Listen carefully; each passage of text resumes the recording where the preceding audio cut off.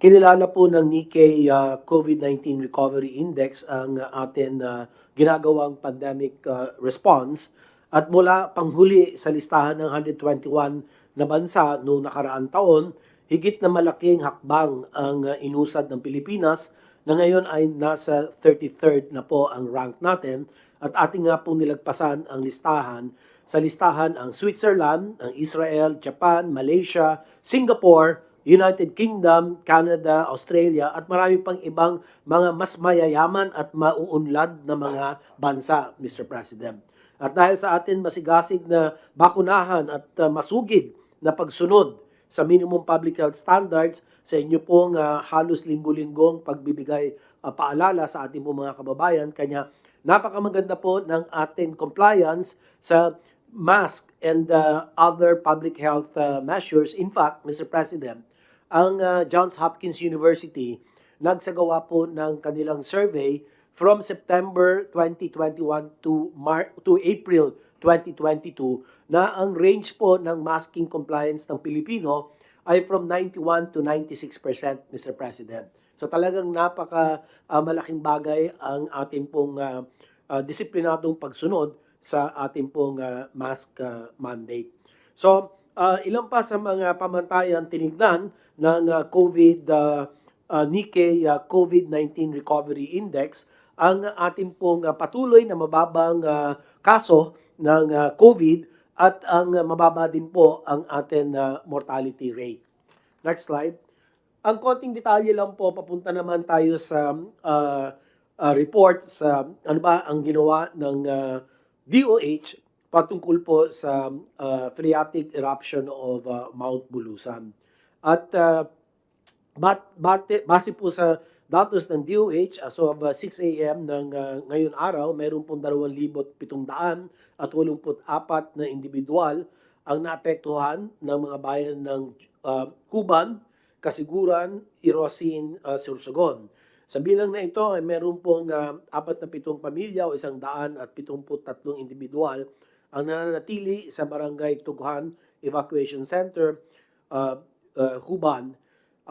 At bilang tugon, nag-preposition naman po ang inyong DOH sa pamamagitan ng Bicol Center for Health Development ng 17.1 million worth of health commodities gaya ng mga gamot at mga COVID-19 related supplies sa Provincial Health Office at sa PIDOHO, yung Provincial Department of Health Officer ng Sorsogon para sa mga apektadong bayan. At nakapagmahagi na rin po ang Bicol Regional Office ng paunang hygiene kits, ang potable water at mga water container katulad ng mga jerry cans para sa mga kababayan natin sa mga evacuation center. At nakapagbigay po tayo ng humigit kumulang 200,000 piraso ng N95 masks at ang N88 mask para po maprotektahan ang kanila pong mga sarili-sarili at lalo na pang-kontra sa toxic effects ng ashfall na may kasama pong carbon dioxide and fluorine, at ito po ay nakakapeligro sa mga baga ng mga mamamayan. So patuloy po ang ugnayan sa ating Center for Health Development at local health units concerned upang makapag-abot ng agaran serbisyo sa mga apektadong komunidad. At pinaalalahanan din namin ang ating po mga kababayan na makinig sa mga anunsyo ng ating local at national governments at manatili sa loob ng bahay at magsuot ng mask at iwasan lumabas kung hindi kinakailangan. Panghuli na lang po, Mr. President, next slide. Ito po yung ating lingguhan ulat patungkol sa COVID situation at makikita po natin para po sa panahon May 31 to June 6, ang ating po naitalang mga bagong kaso ay umabot sa 1,276. Ito po ay mababa kumpara doon sa 1,322 noong linggo nakaraan bago sa kasalukuyan. At ito nga pong huling kaso natin ngayong araw ay mababa at 179 lang po ang naitala. Whereas the 7-day moving average ay umabot po tayo ng 182 daily. At ang ating pong severe and critical cases nakakapagdagdag po ng 14, samantalang ang cumulative case fatality rate natin ay napapanatili po natin sa mababang 1.64%. Samantalang ang recovery rate ay patuloy po na tumataas at umabot na po tayo sa 98.3%. Samantalang pagdating naman po sa testing, ang positivity rate natin ay mababa pa, 1.2%, at ito po ay di hamak na mas mababa sa 5% na benchmark na ginagamit ng World Health Organization. At ang atin naman pong testing output ay nasa 18,185. Ito po ang 7-day moving average. Samantalang healthcare utilization rates po natin, Mr. President, sa non-ICU ay nasa 18.1%.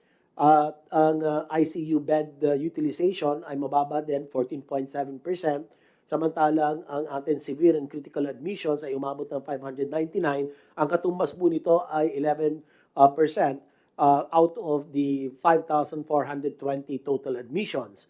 At yung bahagi po ng ating slide sa bandang kanan ay nagpapakita po rito, muli ang NCR ang siyang may pinakamataas na naiambag sa ating pong caseload for 1 week, for this week, no? NCR po ay 600, Region 4A ay 199 at Region 3 ay 88, samantalang ang tatlong pangunahin mga syudad na nakapag-ambag ng mga kaso ay ang Quezon City sa 97, Makati City 89, Manila 84. So dito po ako magwawakas, Mr. President, at patuloy po tayo na mababa ang atin pong case classification ay either very low or low risk, at ang ating pong healthcare utilization rate ay napakamababa din po, at ito ay halos less than 20% gaya ng akin pong ipinakita, at ang atin pong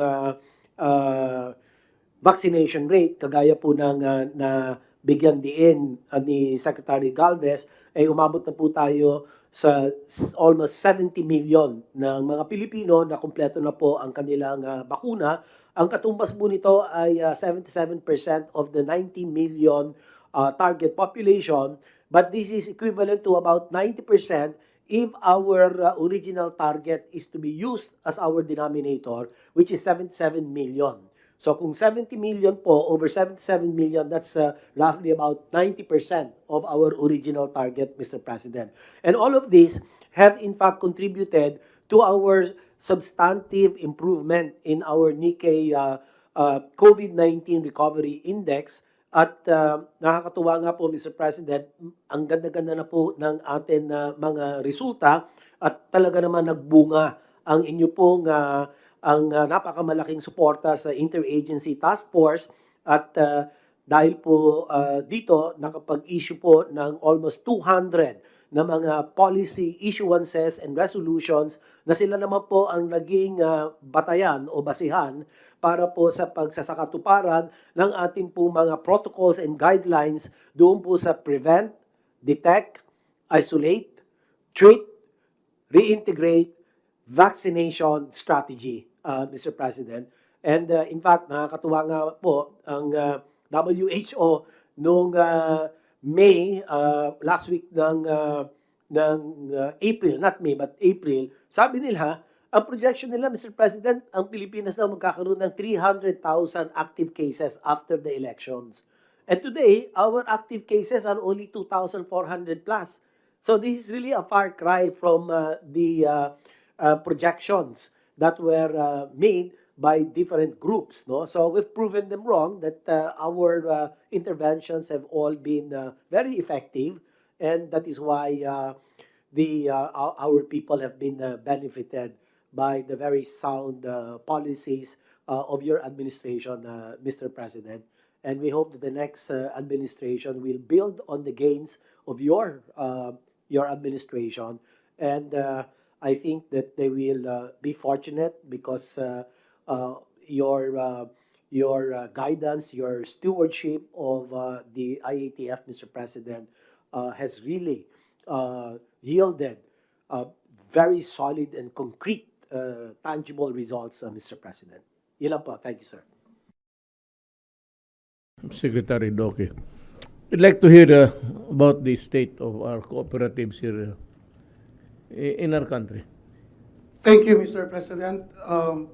Executive Secretary Salvador Medialdea, Senator Bongo, members of the Cabinet, and to all fellow public servants. Mr. President, thank you for this opportunity to be able to present to you our audiovisual presentation, a report of the Cooperative Development Authority under your administration. Okay, I'll cut you there. I'd like to apologize. I forgot to introduce you, Yusek Joseph Incabo, Thank you, Mr. President. Chairman. This, Sorry. Yes, sir. Thank you.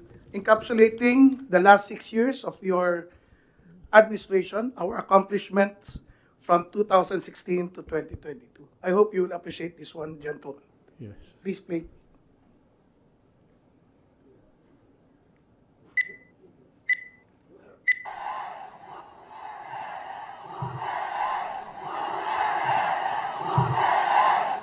I, Rodrigo Duterte, do solemnly swear and consecrate myself to the service of the nation. So help me God. Since then, things were never the same again.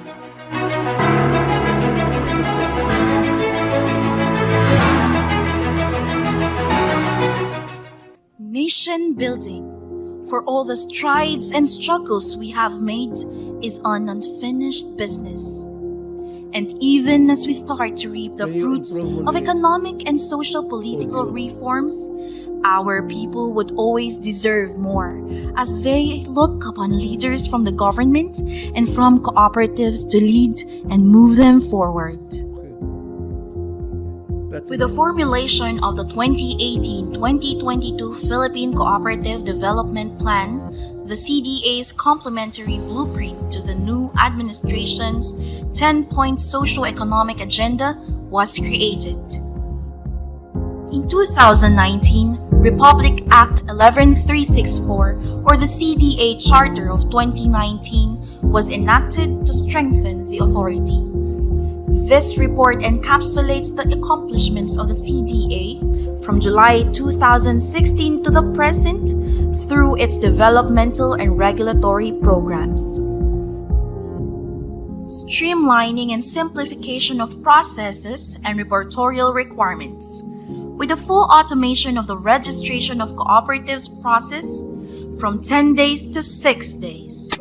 Strengthening of partnerships and consultative mechanisms, in line with RA 11364, to establish consultative mechanisms to the cooperative sector.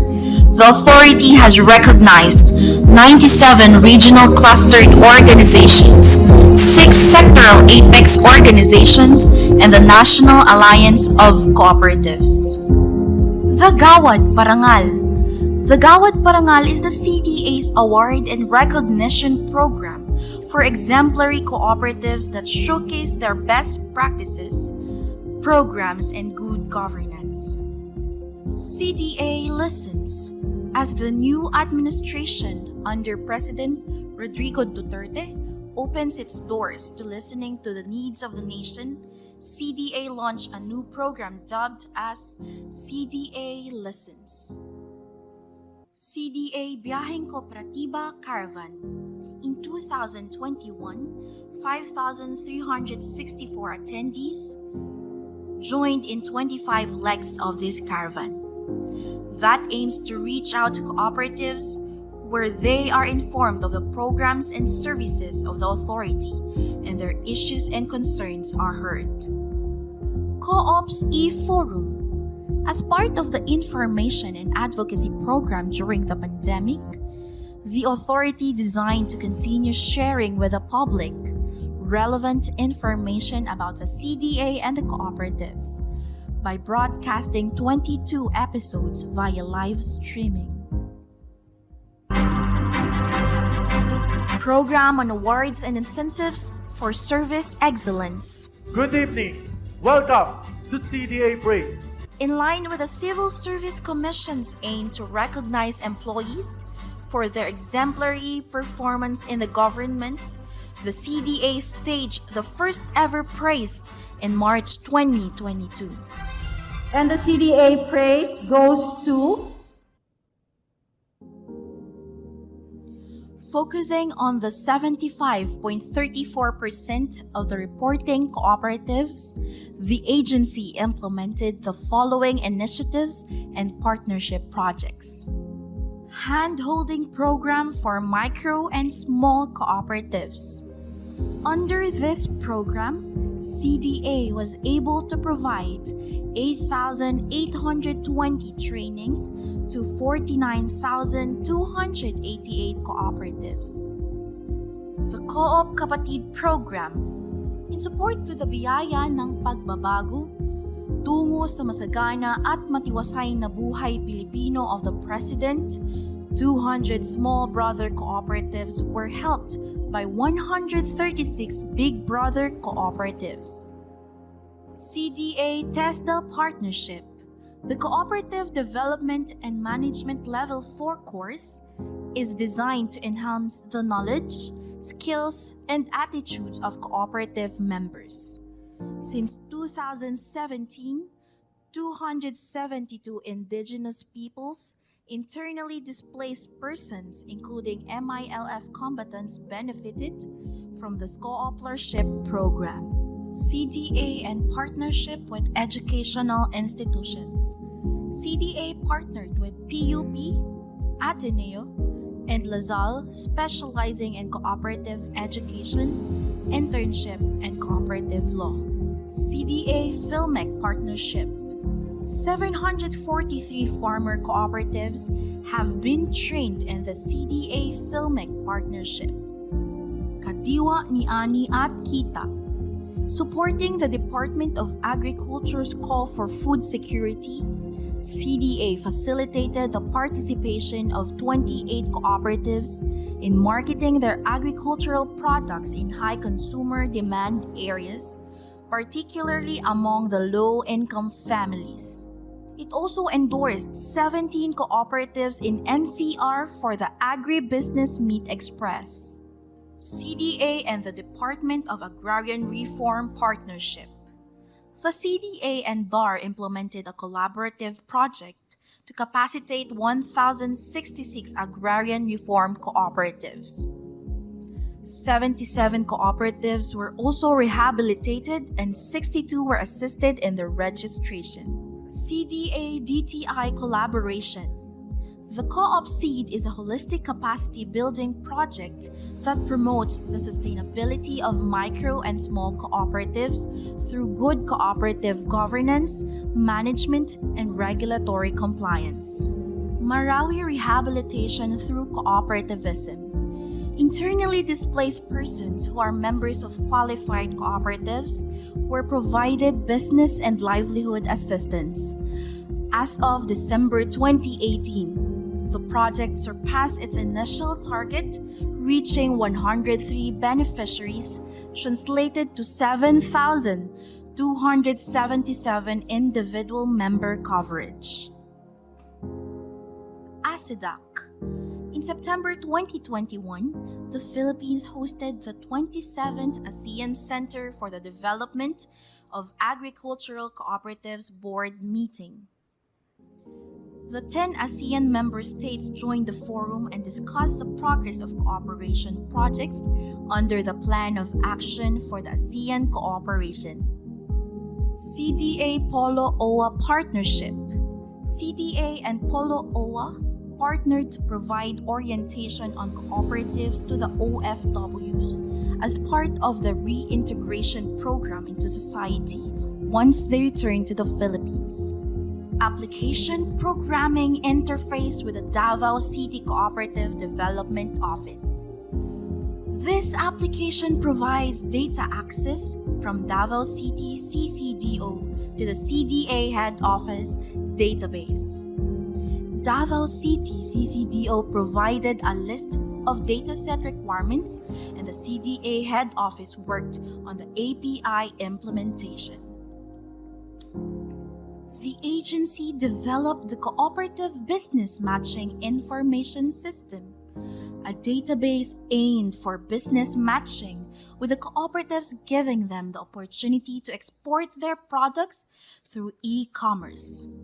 Through this system, Co-op-Biz was created. Partnership with government financial institutions. CDA helped micro and small cooperatives gain financial access by linking them with government financial institutions such as Land Bank, DBP, Small Business Guarantee Corporation. The Special Assistance for Recovery and Alleviation, SARA. This aims to help cooperatives that are devastated by calamities to recover and rebuild their systems and operation. A total of 150 cooperatives were provided financial assistance by the CDA under this program. CDA PCSO Health Program. CDA became one of the recipients of the mandatory contributions of PCSO for 2022, which will be derived from the net charity fund of the 6-digit lotto game. The fund will be used for health and medical assistance for cooperative members. Organization, development and empowerment of coconut farmer organizations. In the implementation of the Coconut Farmers in Industry Trust Fund Act that was signed by President Duterte, the CDA and LGUs were given the mandate to organize and empower coconut farmer organizations. ISDA on the Go. The Philippine Fisheries Development Authority's flagship corporate social responsibility project aims to deliver high-quality fresh frozen fishery products to consumers at very affordable prices. 60 beneficiaries were identified nationwide. Interconnectivity. This program provides wireless access for micro and small cooperatives in far-flung areas, ensuring that no Filipino will be left behind under the new normal. Transportation modernization. 10,000 units have been acquired in compliance with the Public Utility Vehicle Modernization Program. Digitization and digitalization. Electronic Tracking Management Information System is a digitization platform that promotes efficiency, echoing President's call for the ease of doing business. Construction of CDA buildings. In 2021, the groundbreaking ceremony for the proposed 16-story CDA tower was conducted. Several buildings and regional offices are also in the works. A year after, CDA, DPWH, and NHA inked an agreement for the housing project for the CDA employees. To date, CDA has registered 18,857 cooperatives with 11.9 million strong cooperative members. It has given employment to 361,200 Filipinos, giving contribution to the country's economy with 568.1 billion pesos in assets, with net surplus of 23.1 billion pesos. The Cooperative Development Authority is only one of the government agencies that propels towards inevitable growth. The cooperative movement has proven its resiliency even during the challenging times of a global pandemic. As we progress in developing our country's economy, we will continue and strengthening the institution through programs and plans, intensifying partnerships, and going beyond limits. Change is coming. Change has happened. Change will continue.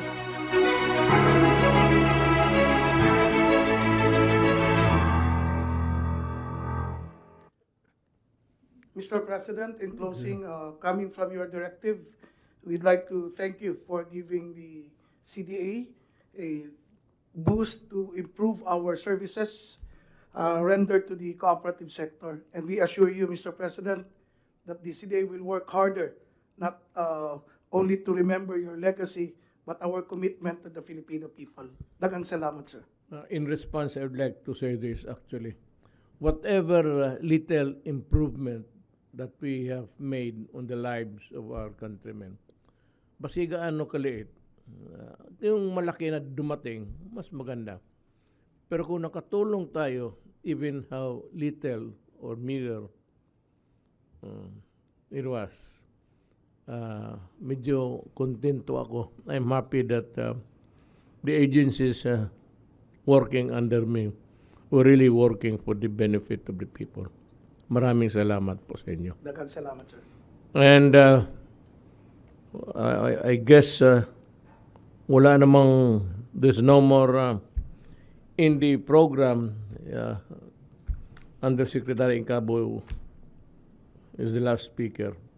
So I would just like to make a parting message to the Filipino people. Sabi ko, maybe this will be the last of the programs na we adapted to improve the communication between the people and the government. Actually, ang purpose lang dito is marami kasing, alam mo, politika. Whether you like it or not, the president is a politician. May mga kalaban talaga yan sa politika. And so, all throughout almost the 6 years, I was hindi ko naman pinapansin yan kasi matagal na akong mayor. And I've been through it sa buong 23 years ko. Sanay ako sa politika na this time itong talagang ayaw lang matalo at ano man ang gawin mo ito, masama ka. Gawin mo yon, masama ka rin. So, the better policy is just to ignore them. And that's what we did. We never bothered to even to hear what they were uttering or complaining about. Baski na no amount of hard work and no amount of effort that you pour on the projects, whatever undertakings that are done for the benefit of the country. So, kaya ito na nagawa ko. Kaya sabi ko sa inyo, dito yung forum or platform na malaman ninyo ang totoo. Because we do not have any reason to lie. Wala kaming iniimbentong istorya. Yung totoo lang. Kaya sabi ko, makinig kayo dito. And apparently, from the feedbacks that I got for all of these months or years, we were able to connect with the people and tell them what's the truth at ano yung mga plano. So we have now on the last chapter. Let me just basahin ko na lang yung the coming transition, the transfer of power. As we approach June 30, this administration is both ready and eager to hand over the reins of government to our incoming leaders. I assure everyone that this process will be smooth and peaceful, as we want the next administration to succeed for the benefit of country. I urge my fellow Filipinos to rally behind and support our new leaders so that they can build on the gains we have achieved these past 6 years. We must all be united in confronting the issues ahead of us. We have no room for politicking or go into a divisive exercise in whatever endeavors that you can think of. just to divide the country. Huwag natin gawin yan. So,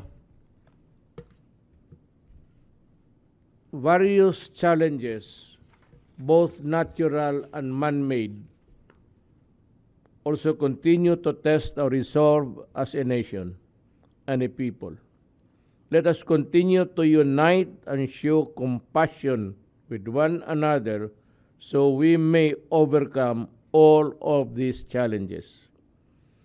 My fellow Filipinos, the next administration needs all our support and solidarity. Let us therefore give them our goodwill and our best wishes as they endeavor to lead our country towards a better future. May a little bit of ano ko sa buhay. Ulitin ko to the people of my country, the Philippines. It was a fruitful and productive journey all these years. With the help of people of all, lahat na sectors, who I thought early on, who can help me build a better future for our children. Maraming salamat sa inyong pagbigay ng tiwala sa akin. At we are going to retire, but I will be just in Davao. And if there is a compelling need for me to talk, I will do it. But ang aking my drift is just really to retire quietly. No more politics for me. And all that I aspire, all that I want is a better country for this generation, and especially for the next generation. Kung may man ako, advocacy ko, it's really to protect the next generation. At alam na ninyo kung ano yan. I will not hesitate to by inaction. I'm referring to sa droga at criminality. All intended to protect you. Maraming salamat po sa inyo.